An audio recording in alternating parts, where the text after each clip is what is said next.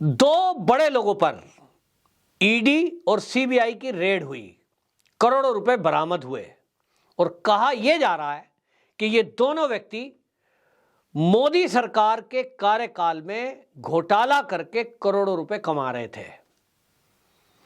अब उन लोगों के मुंह पर ताला लगा है जो अभी तक ये सवाल उठा रहे थे कि ईडी और सीबीआई सारी कार्रवाई केवल विपक्ष पर करती है, लेकिन मीडिया इस बात को नहीं चलाएगा कि जिसकी तस्वीरें आप देश के प्रधानमंत्री या नितिन गडकरी जी या और बड़े लीडरों के साथ देख रहे हैं, उसके खिलाफ ईडी ने सख्त कार्रवाई की है।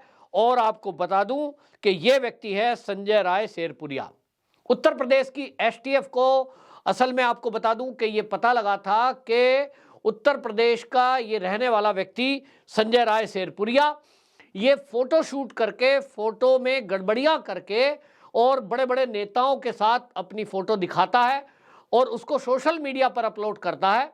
दिल्ली में एक पोश एरिया में इसने मकान ले लिया और जो वाईफाई का इसका पासवर्ड था उसको भी पीएमओ के नाम से चलाया। इसने लोगों को यह बताया कि उसकी प्रधानमंत्री से नजदीकियां हैं, प्रधानमंत्री के साथ फोटो खड़े होकर ये गुलदस्ता दे रहा है, उनके साथ खड़े होकर मुस्कुराकर फोटो खिंचवा रहा है।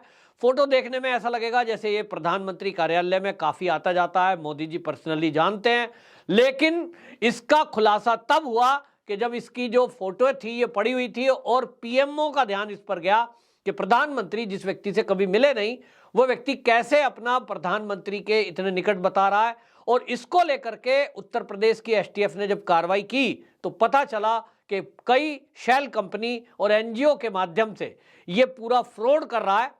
और अब इसके ऊपर कार्रवाई हुई तो आपको बता दूं कि बनारस, लखनऊ, गाजीपुर, दिल्ली समेत ये इसके कई ठिकानों पर रेड हुई। जो इसके एनजीओ थे जिसके माध्यम से ये लोगों को इंप्रेस करता था कि मेरा एक एनजीओ है, आपका मैं काम करा दूंगा, इसमें आप मुझे पैसा दे दीजिए। और कुछ बड़े लोगों को ये पैसे देता भी था अपनी पैड बनाने के लिए। तो ये सारी काम कर रहा था, लेकिन इसकी पोल खुल गई। उत्तर प्रदेश के एसटीएफ ने इसके फोटोओं को देखा तो शक हुआ, उसके बाद टैली किया गया और पोल खुली तो करोड़ों रुपए इसके बरामद किए गए हैं। और आपको बता दूं कि इसको गिरफ्तार कर लिया गया है। अब ये 9 तारीख तक ईडी की रिमांड पर है।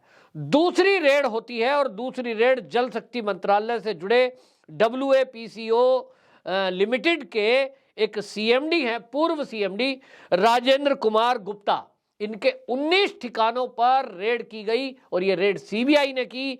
इसमें भी आपको बता दूं 20 करोड़ रुपए नगद और इनकी कई शेल कंपनियों का पता चलता है। और इनका जो कार्यकाल था जल शक्ति मंत्रालय में, आपको बता दूं कि 1 अप्रैल 2011 से लेकर 31 मार्च 2019 तक इनका कार्यकाल था। मोदी सरकार से आने से पहले कांग्रेस के कार्यकाल में इनको ये जिम्मेदारी दी गई थी।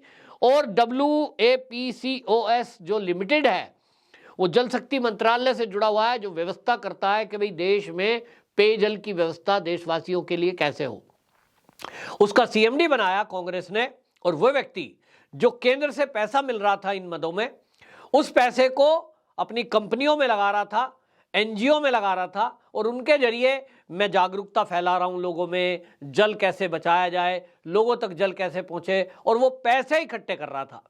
मोदी सरकार आती है, मोदी सरकार 2014 में आई तो जब ये देख रही है कि धरातल पे जो काम होना था वो नहीं हो रहा है, भले ही ये व्यक्ति कितना भी चापलूस चाटुकार बने और बड़े बड़े नेताओं से संपर्क दिखाए, लेकिन इसके बारे में सीबीआई को केस दे दिया गया।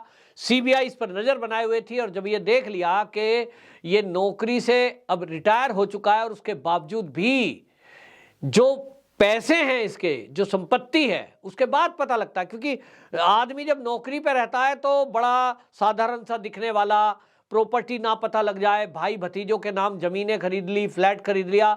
लेकिन इस व्यक्ति को यह नहीं पता था कि ये मोदी सरकार है, इस सरकार में कोई भी व्यक्ति हो वो कोई नहीं छोड़ा जाएगा। और इसलिए एजेंसी इस पर नजर बनाए हुए थी। रिटायरमेंट के बाद इसने खुलकर काम करना शुरू कर दिया। इसको लगा कि अब तो मैं रिटायर हो गया हूं, जो काली कमाई कमाई है वो तो अब मेरे ही पास रहने वाली है, अब कौन मुझसे लेगा, कौन मेरे पे नजर बनाएगा। लेकिन ये जानता नहीं था कि मोदी सरकार के चलते ही इसकी कंप्लेंट थी और इस पर नजर बनाने के लिए सीबीआई ने लोग छोड़े हुए थे। और उसके बाद जब सारी संपत्तियों का पता लगाया गया तो अचानक इनके सभी ठिकानों पर रेड की गई, जिसमें 19 ठिकाने ऐसे थे जहां से इसकी संपत्ति, चल अचल संपत्ति का पता लगा।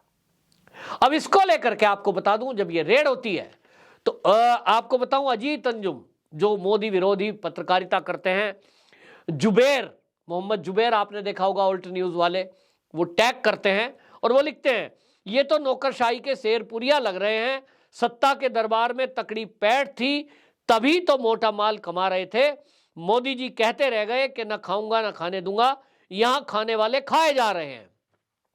ये अजीत अंजुम ने फोटो उसकी ट्वीट की बाकायदा एक जगह इकट्ठी होके, जिसमें वो मोदी जी को गुलदस्ता दे रहे हैं, नितिन गडकरी को गुलदस्ता दे रहे हैं, देवेंद्र फडणवीस के साथ खड़े हैं और कई केंद्रीय मंत्रियों के साथ खड़े हुए हैं। तो उस फोटो को बाकायदा अजीत अंजुम ये ट्वीट करते हैं और ये तंज कस रहे हैं भारतीय जनता पार्टी पे कि देखिए ये जो शेरपुरिया है इसके कैसे निकट सहयोगी है और किस तरह का ये फ्रॉड कर रहा है और ये इससे जोड़ने की कोशिश कर रहे हैं।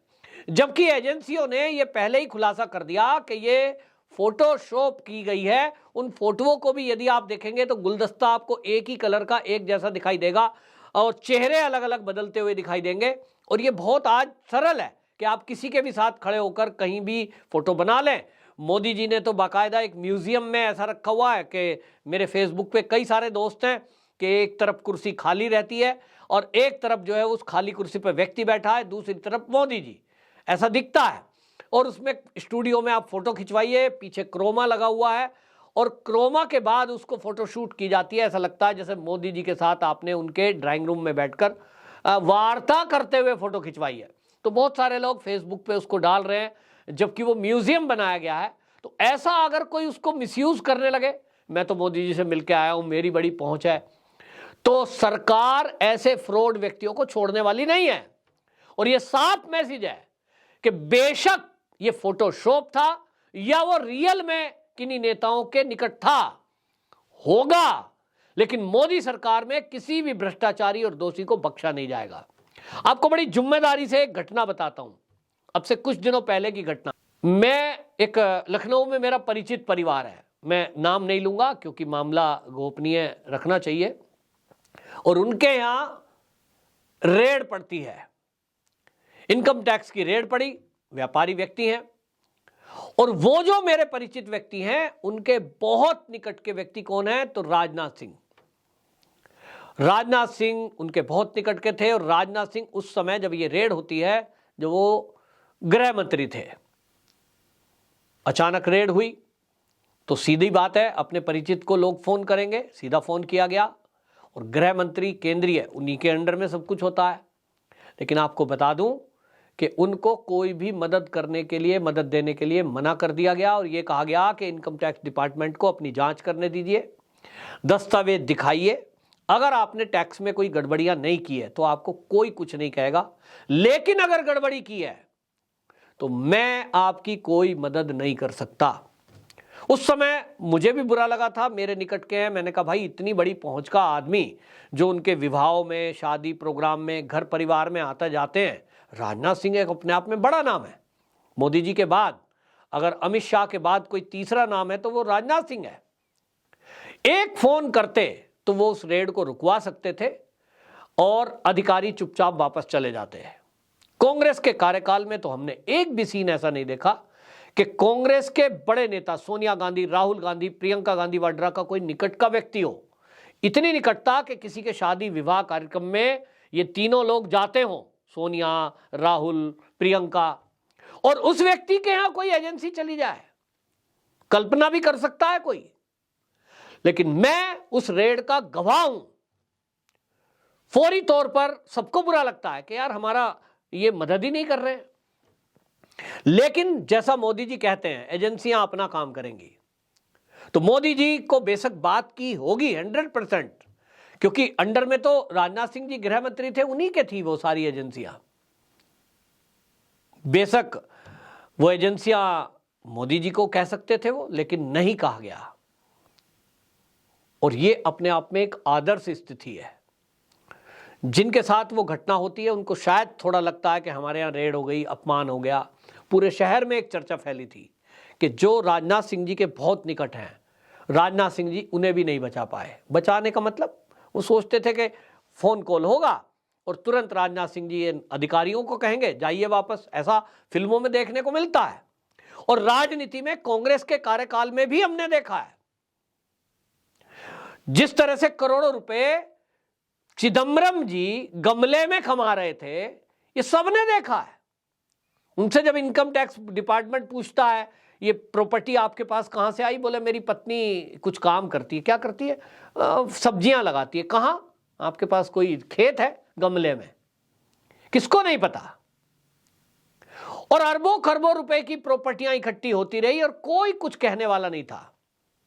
लेकिन ये मोदी सरकार है, ये कार्रवाई करती है और एजेंसियों को खुली आजादी देती है।